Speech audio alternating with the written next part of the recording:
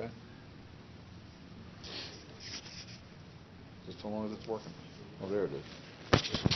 Okay. Presupposition, right? The preconceptions that people have. That's what Strauss has been talking about here. The way the universe is structured, either God created it or God is guiding evolution. So the idea that something intelligent is going on. That's where we get the 84% from. And so in that universe, the people that are thinking this say there's more to life than just chemistry and physics. There's something else that you don't see. Well, that becomes a problem in healthcare, because they rely on a healthcare system that's purely physical and chemical. Is there something else? If the answer is yes, then what is that? How might we tap into that?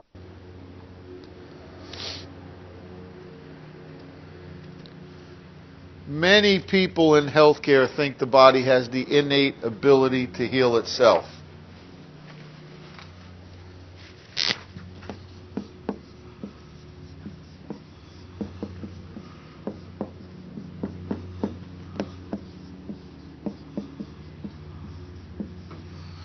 Vis medicatrix naturae, Latin, referring to the body's innate ability to heal. That's a medical school concept.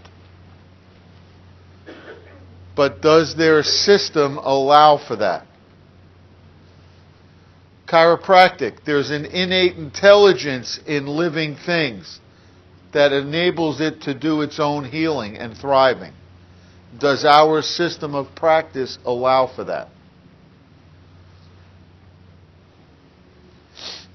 Okay, so these people might be looking for just a portion of what they could really be getting out of healthcare by just simply focusing on chemistry and physics. Maybe they're the ones that would be receptive to you saying, you know what, your body has an ability to heal. And that's what we want to tap into here as chiropractors. And just explain some of the principles to them. Simple, easy for them to understand. So where do you go? I went through an undergrad science program that was all about chemistry and physics.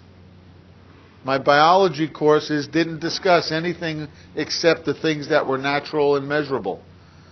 Because that's what science is. It measures things that are measurable. So that makes sense for a science class. If you look in a science, a biology textbook, what is biology? Study of life. So would you be able to find the definition of life in that book? We would hope so, right? I looked in, one of my daughters came home from college and she had a freshman textbook for biology. So I said, let me see what the textbook today has for a definition of life. So chapter 1 in the biology textbook, biology being the study of life, it said, life is recognized as having these 5 things, and they're the signs of life. Reproduction, elimination, assimilation, growth, and adaptation. All right, well, that's pretty common. We have that in chiropractic philosophy too, and we'll be getting to that. But those are the signs of life. What is the definition of life? So I kept reading in chapter 1, and it said, life is more than the sum of its parts. What does that statement mean?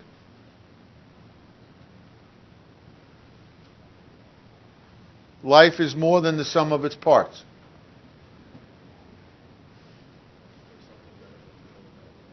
There's maybe something metaphysical there. Something above the physical. If you were just the sum of your parts, what would that be analogous to?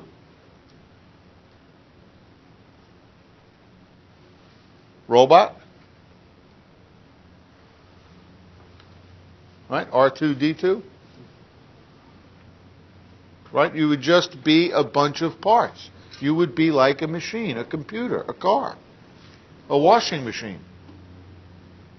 Just the parts. But the book said, the book on life said, you are more than the sum of your parts. There's something else going on. We call that an innate intelligence. We're going to get to that this period. So then I said, oh, this is interesting. And I kept reading, and there was like 27 chapters in the book, in the biology text. And guess what the next 27 chapters were about? The parts. Life is more than the sum of its parts, but the whole book was about the parts. Okay, that's what they can measure. That's what they can study scientifically. That made sense. But let's not forget that there's something else going on. And maybe that's where a person's philosophy comes into play. So, what do we do about this?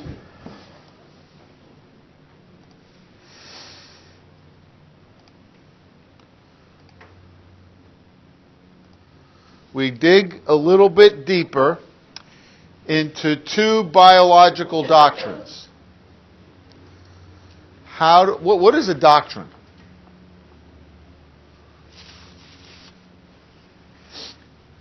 Okay, somebody Google that real quick and read me a definition of doctrine. Because I know you guys are quick with computers.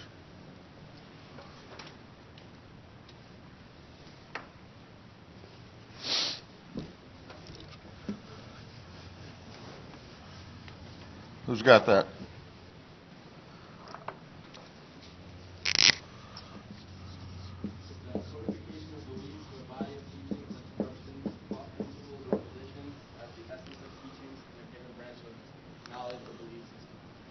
Okay. A given set of teachings in a given belief system or area of knowledge. What are the underlying principles that you're going to go with? Metaphysics was the ultimate nature of reality, right? We said chiropractic had roots here. That's where we tap into the traditional philosophies of Aristotle and the boys. Well, if we look at biological life,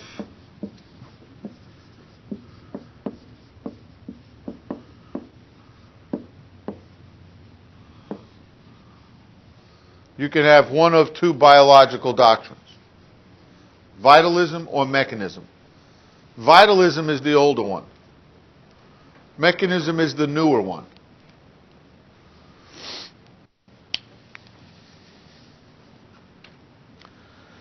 The theory or doctrine that life processes arise from a certain or contain a non-material vital principle.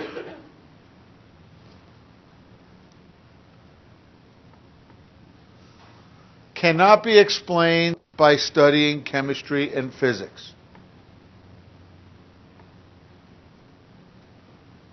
That's vitalism. Contains a non-material vital principle. Does that mean it still contains chemistry and physics? Yes. Plus.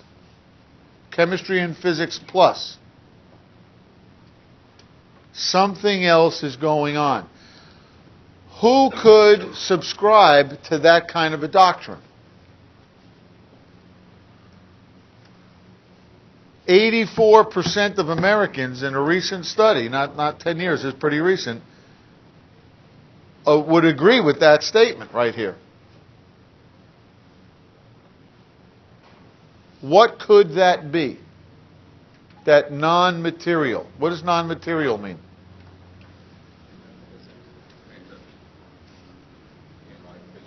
Can't physically touch it, can't see it, can't measure it, can't put it on a scale, can't put it in a test tube.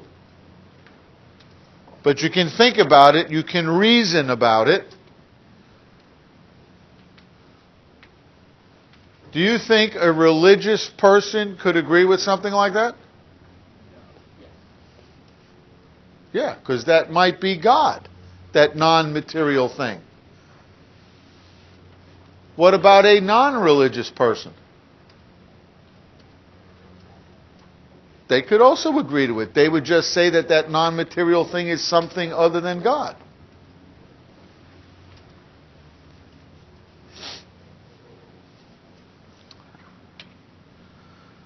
The doctrine that all functions of a living organism are due to an unknown vital principle distinct from chemical and physical forces.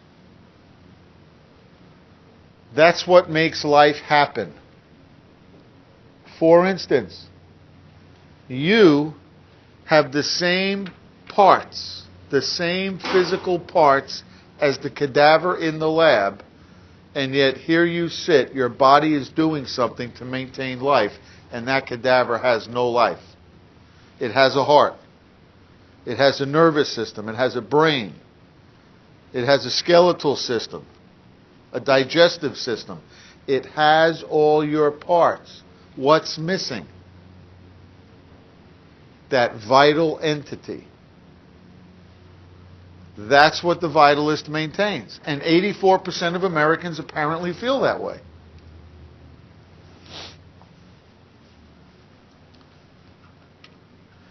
Mechanism. Mechanism could be used to explain the mechanism of, the doorknob, or the mechanism that makes your car run, the engine, or the mechanism of the brakes. Mechanism is also a word that applies to philosophy. So when we use mechanism in philosophy, it means the doctrine that all natural phenomena are explained by material causes and mechanical principles.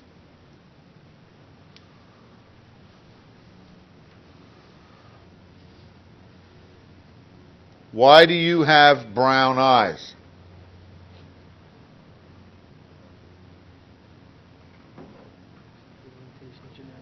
Because of genetics. You have genes from your mother and your father. The way that they combine determine the color of your eyes. That can be explained through science. Right? Let's back up a little bit. What about the genes? What makes the genes work the way the genes do? Is that also explained through science? Right? Proteins? Yes, science can explain how the genes come about. What if we take a step back? What makes the science work the way the science works? You remember Boyle's law and Charles' law from chemistry? Right? Science figured that out and named it after Charlie and Boyle. Right? And a bunch of other laws that we have. Why do those laws work the way they work? Those are physical laws. The mechanist can't go back and answer that question. The vitalist goes back and says there's a non-material something, vital entity, that makes those laws operate the way they do. And when those laws operate the way they do, that could be creating DNA. That could be creating the gene, and then you're passing that on in eye color, or hair color, or straight hair, or curly hair, or no hair. Right? Ask why is that person vomiting? Well, because we can study the chemistry of what made the body vomit, and we can study the peristalsis of how the body contracts to get something out. We can study all of that in science. But why is that happening? Ask the next question. So, another name for mechanism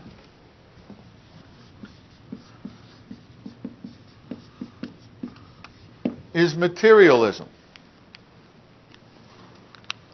Materialism in philosophy context is the same as mechanism. Right? Now, you may have known some people with a real materialistic philosophy. In fact, maybe going through high school, you would talk with your girlfriends or boyfriends about, how he or she is so materialistic. What did that mean? Material stuff. into material stuff, into the designer labels. Right? They're only looking at the surface, not looking at what might lie underneath. Right? And who's the ultimate material girl? Madonna. Right? So, we ask you to examine your life. Are you more adio or more oibu? The next level of that is, do you tend to think more vitalistically or mechanistically when it comes to how your body operates? The arrangement or relation of parts of a machine, the parts of a machine taken collectively, relationship of the parts of anything as adapted to produce an effect. Sewing machine has a mechanism. A seed pod has a mechanism. You know that your peas come in. If you eat fresh peas, they come in a pod. Right? There's mechanisms that can explain some of the things in life. Mechanisms that explain the things that we make. Watches, sewing machines, cars. Your body has mechanisms that you will study. It's called spinal biomechanics. How does the spine move? You want to know how the spine is designed to move. You will study the science, and that's good. Vitalism says there's more than that.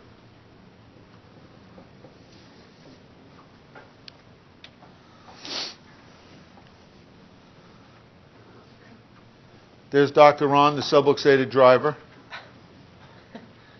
Parked his car up on the stone. There's Harvey Lillard, the janitor in the building where Dee Dee Palmer was working, who got the first chiropractic adjustment and his hearing came back.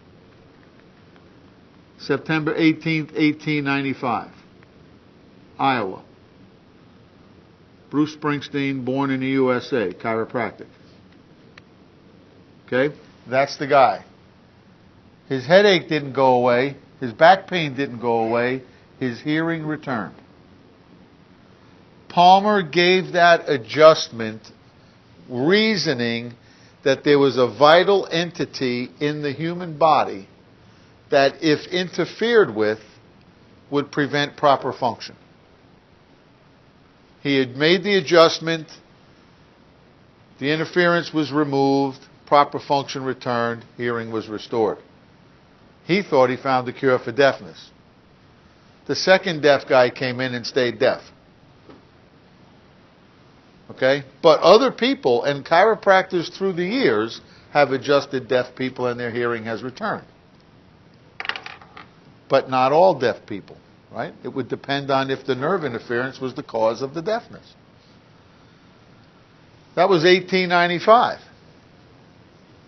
In the 1870s was the beginning of the osteopathic profession, which was also doing something to the joints of the spine. They called it a manipulation as opposed to an adjustment.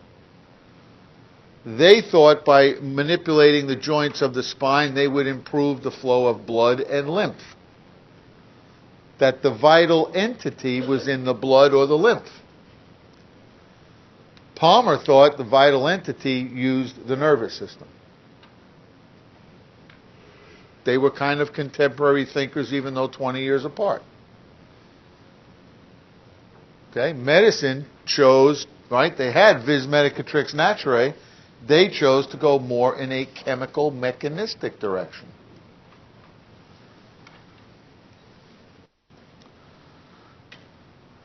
So, B.J. Palmer calls this something innate intelligence. What would you say the word innate means?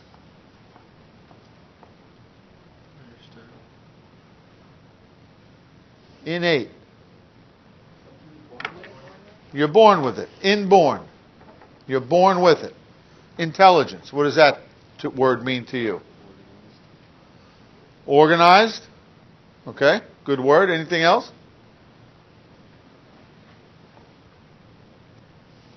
If you're intelligent, you are smart. I heard something else. Educated. Inborn educated body. Inborn smart body. Inborn organized body. Why would the body be organized in a certain way? That's a philosophy question. What's taking place in the body? How do these mechanisms work? Those are science questions.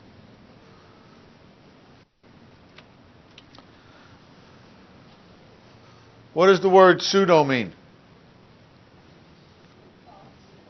False. Right? Pseudo. False. Right? I have a fun time on the phone when you're giving people information, you know, like credit card information and stuff like that, and you have to read them the letters or the numbers of something or your name. And did you say B or did you say D or did you say P or E? You know, it all sounds the same. So when I'm reading off letters or something, if it's a P, I say P, like in pseudo. And then that really throws them. Okay? What is a pseudo-vitalist? A fake or false vitalist. So what does that mean? If you call yourself a vitalist, what is your doctrine?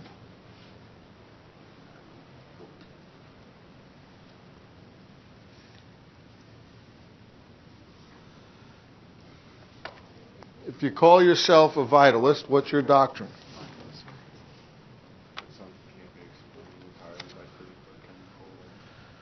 You believe life is more than the sum of its parts, or life cannot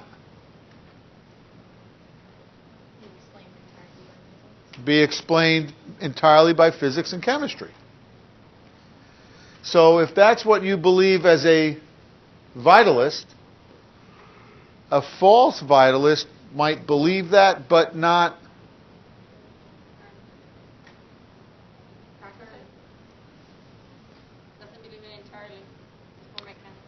okay, you believe that, but you might live, you don't believe it entirely, you don't live it. You're not walking your talk.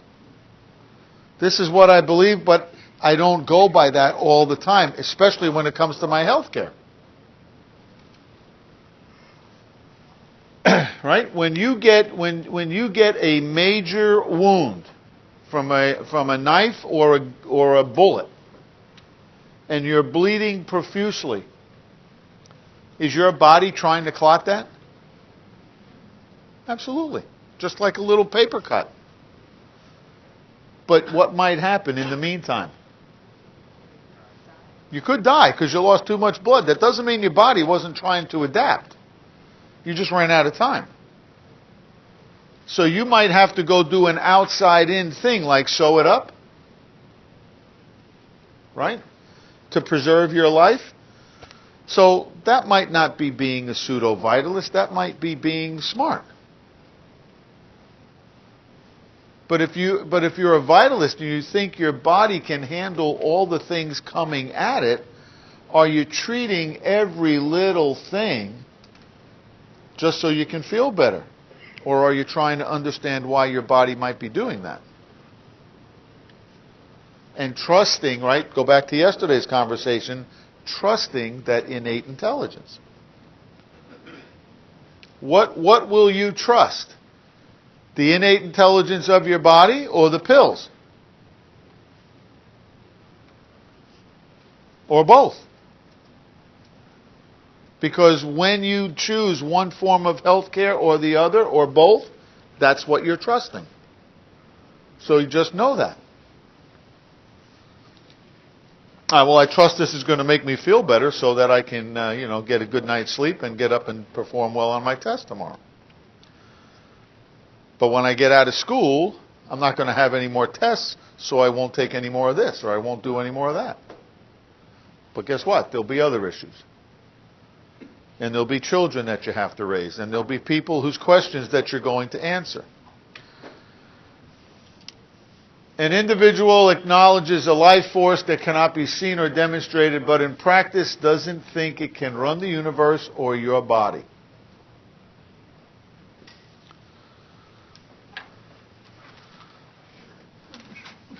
You have that slide?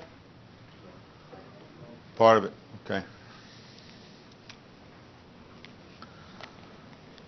Maybe that's like my utopic view, but in reality, I don't live it as much as I would like to. Don't beat yourself up. This is just learning different things and then being able to pick and choose as you go on your journey through life.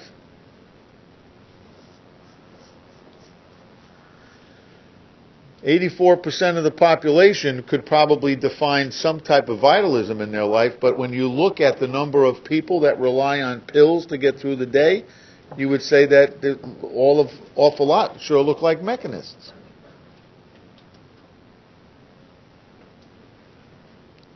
And then we go back to the very first week of class when we looked at how the United States ranked. Could we be a healthier country?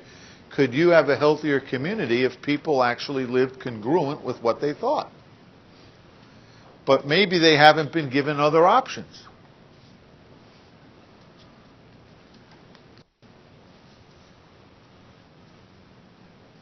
So allowing the body's innate intelligence to do the healing is the inside-out part.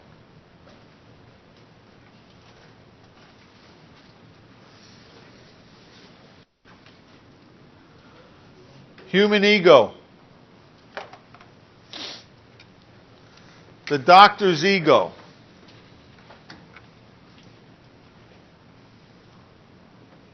Which doctor is more likely to fall into the ego trap? The mechanistic doctor or the vitalistic doctor? Why mechanistic?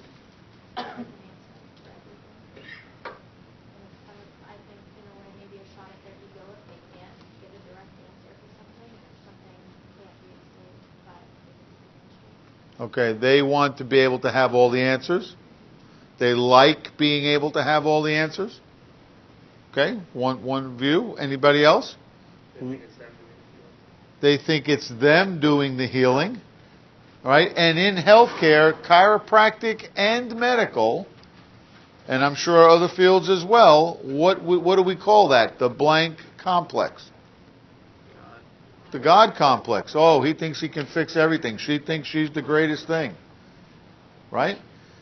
The idea, if it's all chemistry and physics, and then what you do is work with the chemistry and physics to make a certain thing happen, then it looks like you're the healer. And people will tell you, no matter how much you tell them about innate intelligence, they will tell you, Doc, you healed me. You fixed me. You are the greatest. You have the magic hands. What is your response to them verbally, or at least what are you going to think when they tell you that? Yeah, that's right.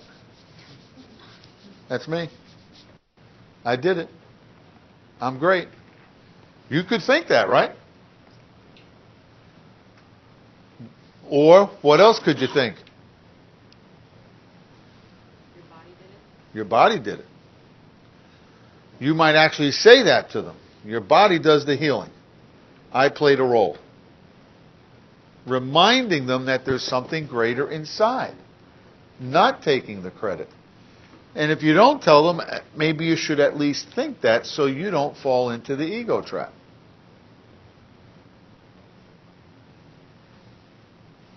Because you will see some pretty amazing things in your practice.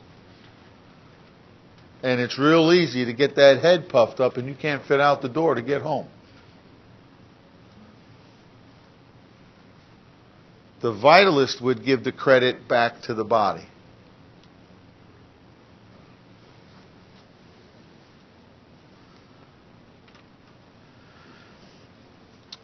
Wave of infant measles is linked to the 60s vaccination. That's an old clipping. Still things being written about that. And huge debates in healthcare over whether or not you should vaccinate kids, right? We're not going to get into that right now. Let me give you the overview of this. In the 1960s, moms gave birth to boys and girls. We're going to talk about the little girls, baby girls in the 60s. They got vaccinated, some of them, against the measles. Some of them did not. In the 1990s, those little girls were having their own babies. The ones who did not get vaccinated against the measles when they were babies in the 60s are passing on a stronger immunity than the little girls who were vaccinated in the 60s. That's what that's about. Okay? 2 girls, 1960, vaccination, no vaccination. 30 years later, their mom is having babies, and their babies are now more prone to sickness and measles than the one who wasn't vaccinated. Okay? What was the thinking? They didn't get sick and they didn't get vaccinated. If my body can handle things on its own, I don't need to vaccinate. The body will make what it needs to make when it needs to make it in the dose it needs to make. I'm not going to vaccinate in the 60s. That translates into a healthier grandchild in the 90s. That's a vitalistic idea. Life is special. Life knows what to do. Over here, we want to protect the baby, so we're going to use the mechanisms of the immune system, and we're going to control it by introducing a germ now in this dosage. So they're relying on the body's abilities to make antibodies and develop immunity and stuff, but they're doing it educatedly. The one over here might have been doing it more innately, above down as opposed to below up. I only choose that to make a distinction between Adio and Oibu vitalism mechanism. We all have to make our choices on what we do with regards to immunizations. It's not a chiropractic issue, it's a health issue. It's whatever your biological doctrine is issue.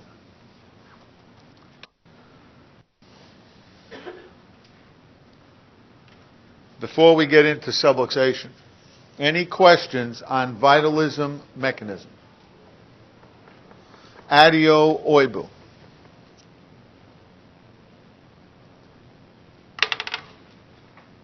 Right? So that time I told you yesterday, being in the emergency room, didn't go get my spine checked. I went to the ER for the knife wound. The nurse comes over to me. My whole family has showed up in the emergency room, so they were over here.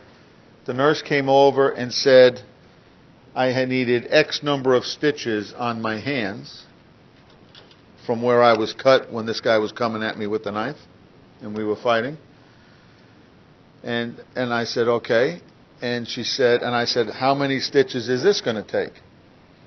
And she said, oh, that's really deep. We don't stitch that at all. That one has to heal from the inside out.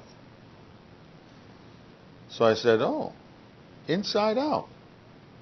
Tell me, what does that mean? And then all my daughters over here are like, oh, jeez. You know, that's when they knew I was okay. So they said, your body has to knit those deeper tissues together a little bit at a time. It's going to ooze a lot of stuff, and it has to heal from the inside towards the surface. So we're not going to stitch that at all. Your body's going to handle that. Wow, that's amazing. Can these heal inside out?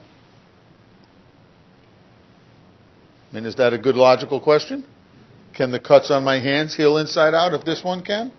I'm thinking, yes. But she wanted to stitch those. So I just said, can't these heal inside out? And then she left the room. She never answered my question and never stitched my fingers. Right? Cleaned them up, and that was it. And they didn't fall off. Challenging people, right?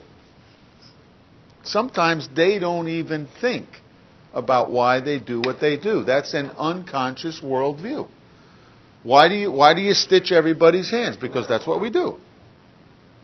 But there was an inside-out understanding about something deeper. Right? We'll pick up with, let's get started with subluxation.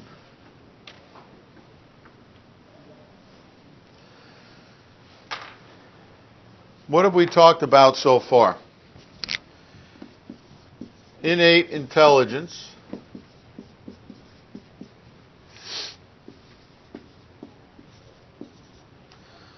Principle 20 to 23. We have 33 chiropractic principles. Principles 20 to 23 deal with innate intelligence. You'll get more of that next quarter. But we mentioned this.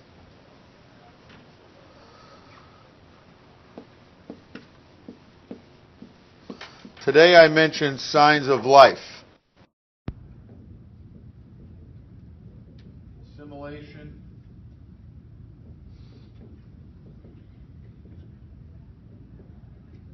Elimination. Reproduction. Adaptation.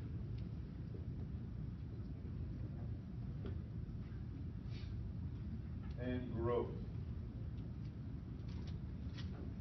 Those are the 5 signs of life. Principle 18 talks about those. We really contribute a lot to this. Obviously, when the nervous system is working well, you can take nutrients in better. You can get rid of toxic things better. You can grow better. You can reproduce better. But every day, adaptation is taking place, and that's a big one for us to focus on. And someplace we should focus on scientifically with our research. Have I mentioned any other principles? Subluxation. That's why I put this up here.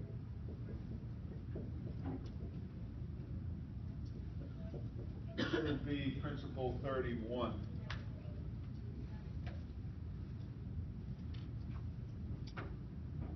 I'll put this over here in case anybody needs to see it.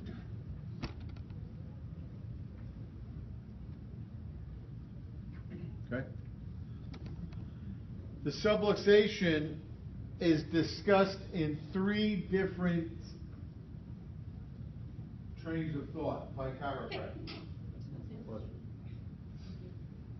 The segmental approach. What are the segments of the spinal column called? Vertebrae. Good. That should be like everybody knows that. Right? There's not 3 people. This picture is a very common one that you see on posters in doctors' offices. You see it on websites a lot. This vertebra here has moved posterior, and so it's encroaching on this nerve. This segment has moved out of position. It's putting pressure on the nerve. The nerve looks skinny and thin as opposed to thick and robust. So that's what that's communicating there, is a segmental approach. Very common. Mrs. Jones, we're going to check your spine for subluxation. That's when one of these vertebrae gets out of place and it's putting pressure on your nervous system, your nerve tissue coming out through these openings. We don't want that. That's bad for you. That means the brain messages are not getting entirely through to the body parts. So we're going to help you with that. Okay? You could use subluxation in functional terms. One of the functions of the spinal column is to allow proper movement. Right? Lateral flexion, extension, flexion, rotation. To allow for proper range of motion. So some techniques and some descriptions will be, how well is the spine moving? That would be a functional approach. Okay? Tonal. The tonal approach to chiropractic comes from D.D. Palmer.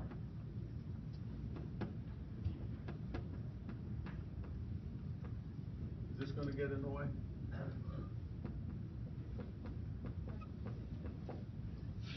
Said chiropractic is founded on tone. Who's D.D. Palmer?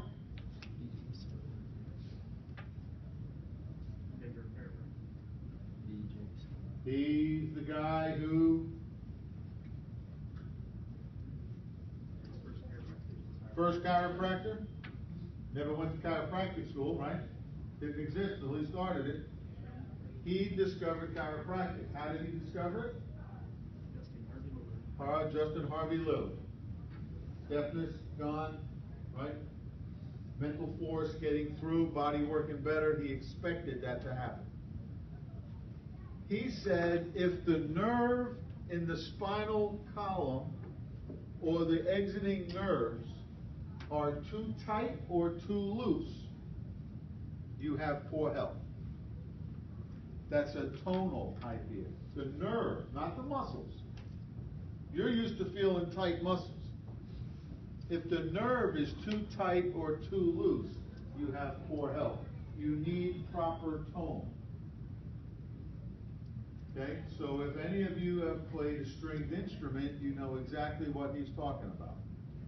If the guitar or the violin or the cello, the string is too tight or too loose, you don't get the right sound. It's got to be just right. So how do you do that? How do you get it just right on a stringed instrument? You tune it, you make an adjustment to get that string to the right tension. That's what you will be doing as chiropractors, is making an adjustment to the spine to get the right tension in the nervous system. That's why we like the word adjustment as opposed to manipulation.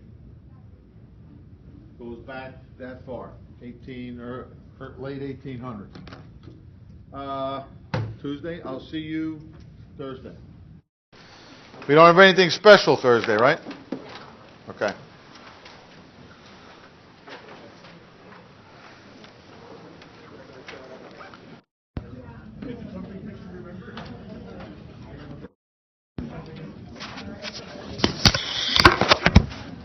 When you go look at these, let us know if there's too much glare so we can try and make it better for you. We're experimenting on all this.